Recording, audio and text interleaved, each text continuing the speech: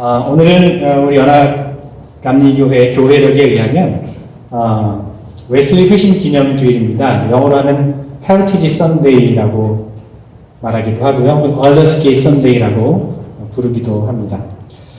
한 사람에 의해서 이제 감리교회가 생겼다고 말할 수는 없겠지만 한 사람의 열정과 헌신으로 인해서 우리 메소디스트 운동이 시작됐고 또 그 한 사람의 영향에 의해서 지금까지 감리교회가 지속되어져 왔기 때문에 우리는 보통 요한 웨슬리를 감리교회의 창시자다 그렇게 이야기를 합니다. 회심 이후에 웨슬리 목사님은 뜨거운 전도자로서 또 끊임없는 선교와 봉사의 삶을 통해서 당시 부패했던 영국 사회와 또 교회를 변화시킨 신앙운동을 시작하게 됩니다. 그의 운동이 메소디스트 감리교 운동이라고 불렸고 오늘날 감리교회의 시작이 되었던 것입니다. 281년 전 1738년 5월 24일에 올더스게이트의 한 거리 집회에서 회심을 경험했다고 그의 일기로에 기록하고 있습니다. 자, 그렇다면 웨슬리 목사님이 회심을 했다고 해서 그가 이전까지는 허랑방탕한 인생을 살다가 어느 날 갑자기 회개하고서 이제 내가 이렇게 살아서는 안 되겠구나 그렇게 생각해서 그때부터 신학 공부를 하고 목사가 되기로 결심한 것일까요? 그것은 아닙니다. 회심이 있기 전에도 그는 목회자였습니다. 목회자의 아들이었고 어릴 때부터 신학적인 분위기 또 신앙적인 분위기에서 자라났고 또 영국의 유수한 대학을 다니면서 거기서도 신앙운동을 했었습니다. 그런데 그가 회심을 했다는 겁니다.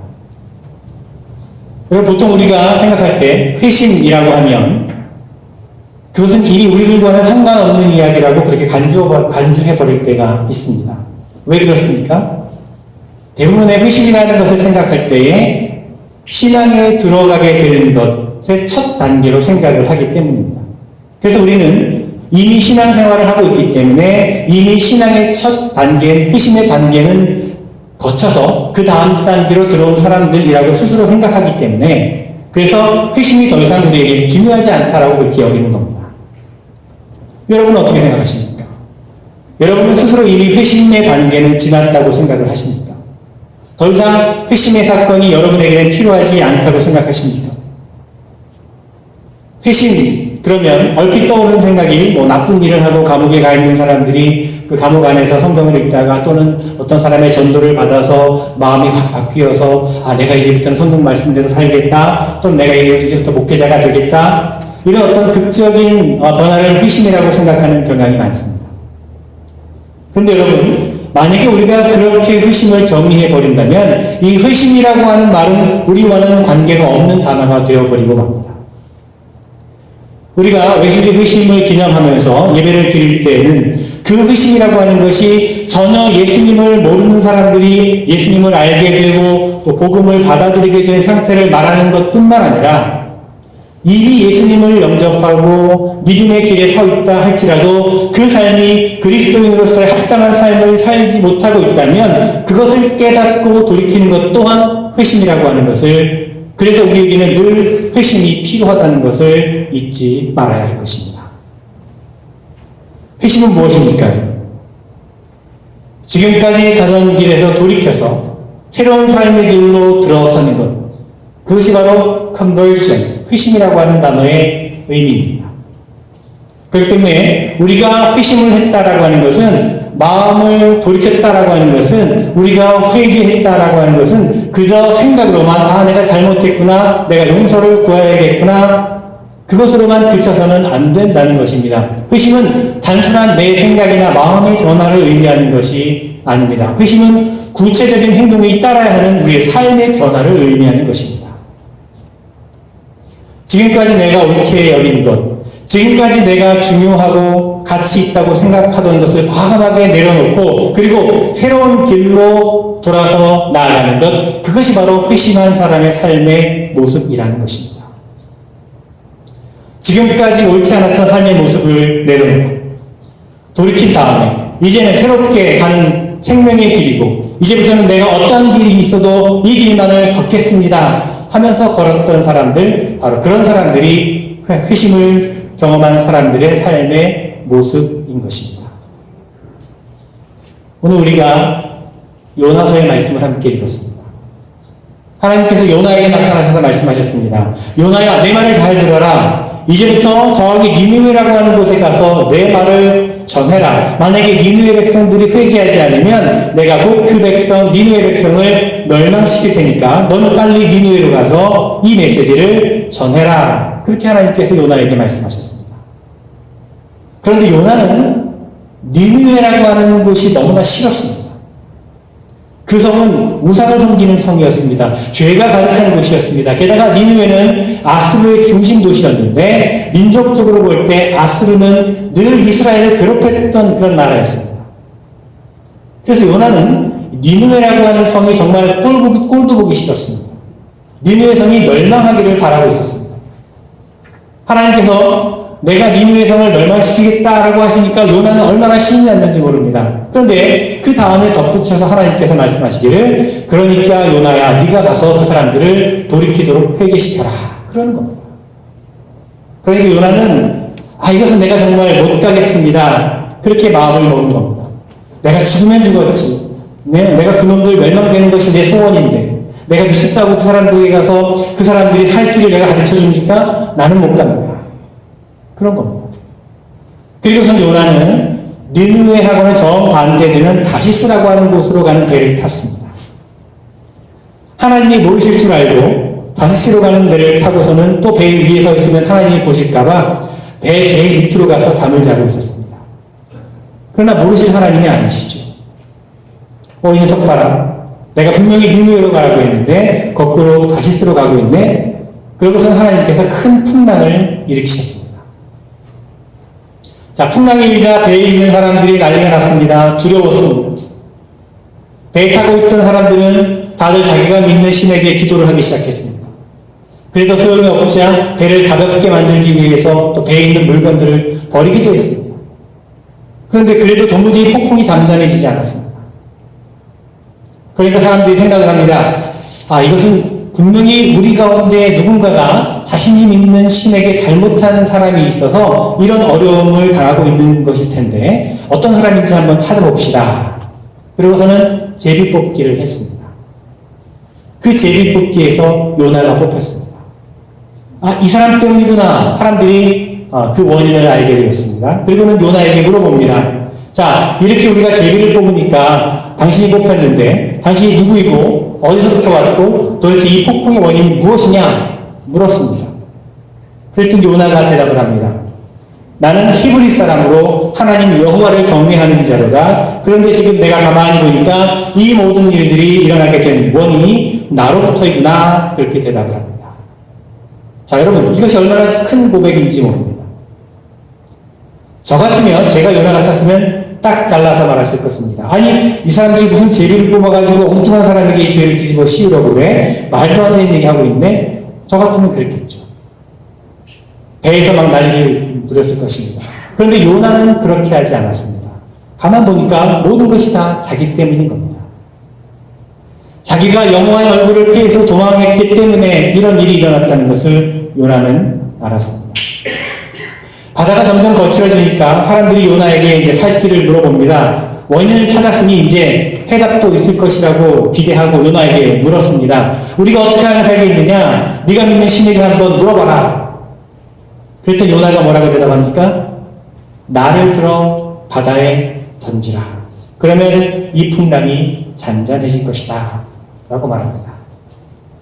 그런데 어떻게 그렇게 하겠습니까? 멀쩡한 사람인데. 아무리 제비를 뽑았다 하더라도 어떻게 사람을 바다에 던지겠습니까? 그러는 사이에 배는 점점 폭풍 한가운데로 가는 것입니다. 도저히 안 되겠다 싶어서 결국 사람들이 요나를 들어서 바다에 던졌습니다.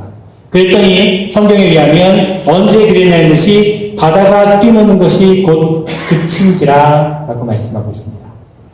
그렇습니다. 요나를 바다에 던진 후에 바다가 잠잠해졌습니다. 그것이 오늘 우리가 읽은 말씀입니다. 자, 여러분, 요나라고 하는 사람, 하나님이 니느웨로 가라고 했는데 자기 마음에 안 들어서 나는 니느웨는 죽어도 못 갑니다. 그래서 다시스로 가는 배를 탔습니다. 요나가 지은 죄가 있었습니다. 하나님의 명령에 순종하지 않은 죄인데 그것을 성경은 어떻게 표현하고 있는가 하면 여호와의 얼굴, 하나님의 낯을 피했다 그렇게 이야기합니다. 여러분, 아이들이 잘못을 하게 되면요, 부모의 얼굴을 똑바로 쳐다보지 못하지 않습니까? 내가 누군가에게 어떤 잘못을 하면 그 사람의 얼굴을 똑바로 쳐다보지 못합니다. 그렇지 않습니까? 이렇듯이 사람이 잘못을 하면, 죄를 범하면 하나님의 얼굴을 바로 바라보지 못하는 것 같습니다. 자꾸만 하나님으로부터 멀어지려고 합니다. 하나님의 낯을 피하려고만 합니다. 누가 이야기한 것도 아닌데 스스로 하나님의 얼굴을 보기가 두렵다고 느끼는 것입니다. 요나가 그랬습니다. 사람들이 난리가 나니까 이 일이 왜 일어났는가 제비를 뽑기 전에 요나는 알고 있었습니다. 내가 하나님의 낯을 피했기 때문이라는 것을 알았습니다. 문제는 자기 혼자 하나님의 낯을 피하고 하나님 앞에서 떳떳하지 못하니까 그 결과가 자기에게만 오는 것이 아니라 함께한 모든 다른 사람들까지 위험 가운데 빠지게 되었다는 것입니다. 나 혼자 잘못하면 나 혼자 벌받고 끝나면 다행인데 그것으로 그치지 않는다는 것입니다. 함께 다시스로 가던 그 많은 사람들이 그 폭풍 속에서 시달리게 되었다는 것입니다. 죽게 되었다는 것입니다. 여러분, 오늘 우리가 회심에 대한 이야기를 나누고 있는데요. 왜 우리가 회심을 해야 됩니까? 물론 첫째는 내가 살기 위해서입니다. 회심을 하지 않고는 내가 죽게 됩니다. 살 수가 없습니다. 그래서 회심을 해야 되지만 더 중요한 것은 나의 잘못으로 인해서 애꿎게 고난을 고통을 당하는 사람들이 있으니까 내가 돌아서야 된다는 것입니다. 내가 돌이켜야 된다는 것입니다. 그들을 위해서 내가 돌아서야 한다는 것입니다. 요나는 자신으로 인해서 닥친 고난을 보고 자신의 죄를 깨닫습니다. 그리고 돌아섭니다. 돌아선다는 것이 무엇입니까? 하나님의 얼굴을 피해서 다시스로 가던 요나가 하나님 앞에 서서 하나님, 제가 잘못했습니다. 제가 그 벌을 달게 받겠으니 여기 있는 사람들의 생명은 구해 주십시오. 그런 마음이 요나에게 들었다는 것입니다. 그 이전까지는 어땠습니까? 회심하기 전까지는 그 니느웨 성과 니느웨 사람들이 모두 멸망했으면 좋겠다, 그런 생각을 가지고서는 다시스로 가는 배를 탔던 요나였습니다. 만약에 요나가 그런 마음을 돌이키지 않았다면 배에 타고 있었던 사람들이 폭풍 가운데 고통과 위협을 당해도 그 원인이 자기에게 있는데도 불구하고 나는 억울해, 나 혼자 죽을 수 없어, 왜 내가 여기서 죽어야 돼, 다 같이 죽자, 아마 그렇게 말했을 것입니다. 그런데 그렇게 하지 않았다는 것입니다. 그의 마음을 돌이켰습니다. 돌이키니까 하나님, 이들의 생명을 거두지 마시고 차라리 내 생명만 거두어 가십시오. 그렇게 변했다는 것입니다. 그리고선 12절에 보니까 엄청난 말을 하지요. 나를 들어 바다에 던지라. 나를 들어 바다에 던지라. 여러분, 바다에 던지면 어떻게 됩니까? 자기는 죽습니다. 자기가 지금까지 가지고 있었던 모든 것 다 사라지게 됩니다. 모든 것이 끝이 납니다. 그런데도 불구하고 요나는 회심을 한 다음에 그런 마음을 가지고 나를 들어 바다에 던지라, 이렇게 그들에게 이야기했다는 것입니다. 이렇듯 하나님께로 돌아선다는 것은, 회심한다라고 하는 것은, 다시 하나님을 향한다고 하는 것은 하나님께로 돌아설 뿐만 아니라 하나님께서 인도하시고 지시하시는 길이 새로운 생명의 기름을 알고 그 길을 걸어간다는 것입니다. 요나는 하나님께로 돌아선 다음에 자신의 모든 것을 내어놓고 죽고자 했습니다. 그 길이 모두가 사는 길이라고, 그 길이 그 배에 함께 타고 있는 사람들을 살리는 길이라고 믿었던 것입니다. 그렇습니다. 신앙을 가지고 산다라고 하는 것은, 하나님께로 돌아선다라고 하는 것은 바로 요나와 같이, 요나처럼 과감하게 나를 들어 바다에 던지라 라고 하는 이런 마음을 가지고 새로운 삶을 살아가는 것, 이것이 바로 회심한 사람의 모습입니다. 거기서 살기 위해서 이 제비뽑기는 엉터리야, 이런 걸 가지고 엉뚱한 사람을 죽이려고 하느냐, 나는 아무런 잘못도 없어, 내가 믿는 신은 이런 신이 아니야, 나는 너희들에게 할 이야기가 없어, 이것이 바다에서 일어난 자연적인 재미인데 왜 모든 것을 나에게 뒤집어 씌우려고 해? 만약에 이렇게 요나가 자기 고집을 주장했다면 요나 스스로는 물론이고 모든 사람들이 다 죽게 되고 말았을 것입니다. 그런데 요나는 그렇게 하지 않았습니다. 자기 혼자 살려고 아둥바둥하지 않았다는 것입니다. 자기가 움켜쥐고 있던 것을 놓지 않으려고 부들부들 떨지 않았다는 것입니다. 그는 그의 전 삶을 내려놓고 새로운 길로 몸을 던지고자 했다는 것입니다. 바다에 던져지면 어떻게 됩니까? 죽겠지.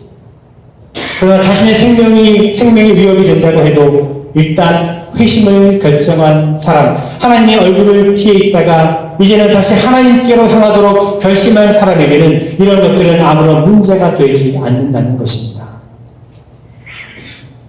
여러분, 신앙은 기웃기웃거리면서 그저 나에게 다가올 기회를 기다리는 것이 아닙니다.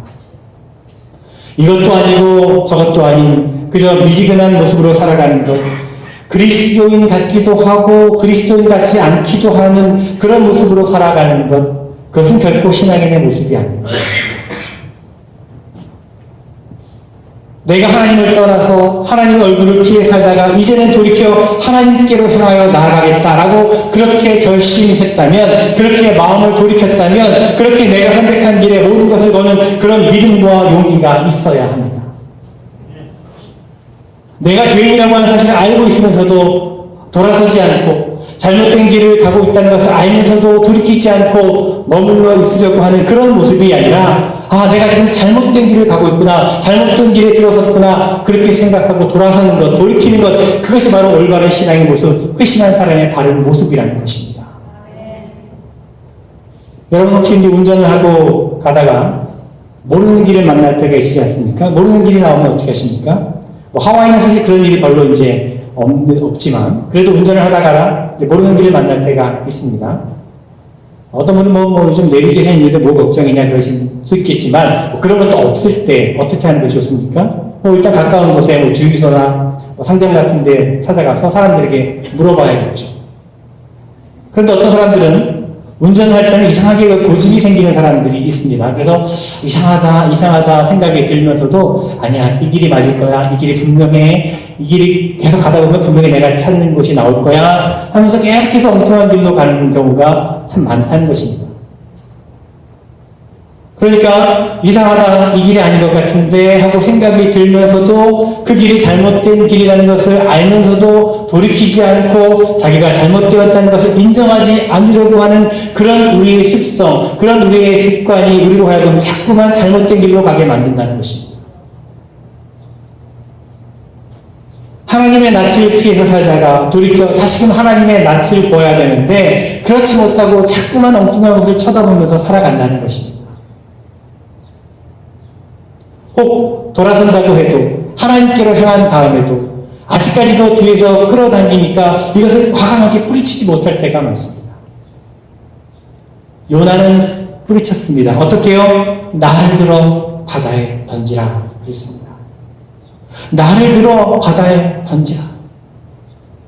내가 지금까지 잘못했던 것 모든 것 다 끊어버려야겠는데 그 최선의 방법이 나를 들어 바다에 던지는 것이다. 요나는 그렇게 얘기합니다. 여러분, 요나처럼 나를 들어 바다에 던지라 이렇게 말할 정도로 내가 선택한 길에 대한, 내가 선택한 믿음의 길에 대한 용기와 다짐이 여러분 있으십니까? 주님께서 우리를 부르고 계십니다.